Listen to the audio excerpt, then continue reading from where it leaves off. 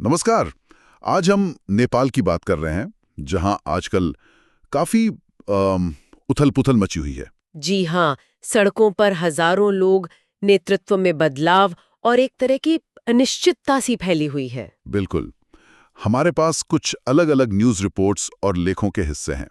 कोशिश करेंगे कि इनसे समझे कि जमीन पर क्या चल रहा है। हाँ, मतलब ये जो पूरा घटनाक्रम है, इसकी जड़ें क्या हैं, अहम मोड़ क्या रहे। और आगे क्या हो सकता है। तो चलिए, आज इसी मामले की परतें खोलते हैं, थोड़ा गहराई से समझते हैं। जरूर। तो ये जो सारा हंगामा शुरू हुआ, इसकी चिंगारी कहाँ से आई?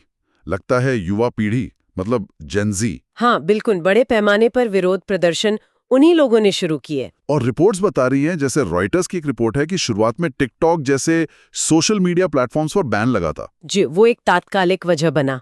हालांकि बाद में वो बैन हटा भी लिया गया। लेकिन बात सिर्फ उस बैन की नहीं थी, है ना?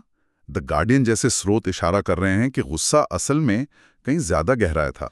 हाँ, वो तो बस एक सतह थी, असल मुद्दे तो नीचे दबे हुए थे। और वो मुद्दे क्या थे? मतलब भ्रष्टाचार की बात तो हमेशा ही होती है। भ्रष्टाचार तो है ही, फिर सरकारी कामकाज में पारदर्शिता की कमी, बिल्कुल।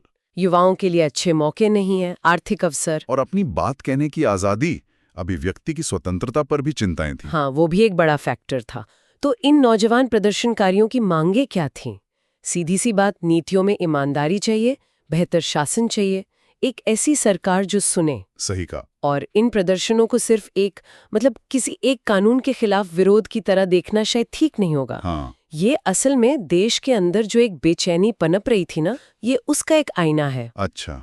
और दिलचस्प बात यह है कि ये युवा पीढ़ी, जिसे अक्सर मानते हैं कि वो राजनीति से दूर रहती है, हाँ हाँ, उदासीन माना जाता है। बिल्कुल, वो इतनी बड़ी संख्या में इतने मुनज़्ज़म तरीके से कैसे सड़कों पर आ गईं, टेक्नोलॉजी का इस्तेमाल किया, जोड़े, अपनी बात रखी और बदलाव की एक जोरदार आवाज उठाई।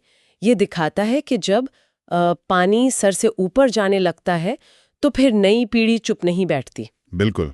और आपने कहा कि सोशल मीडिया बैन हटा लिया गया, ये भी अहम है। हाँ, बहुत अहम है। सरकार का तर्क था, जैसा रॉयटर्स ने बताया, कि वो फर्जी पहचान और गलत सूचना रोकने के लिए था।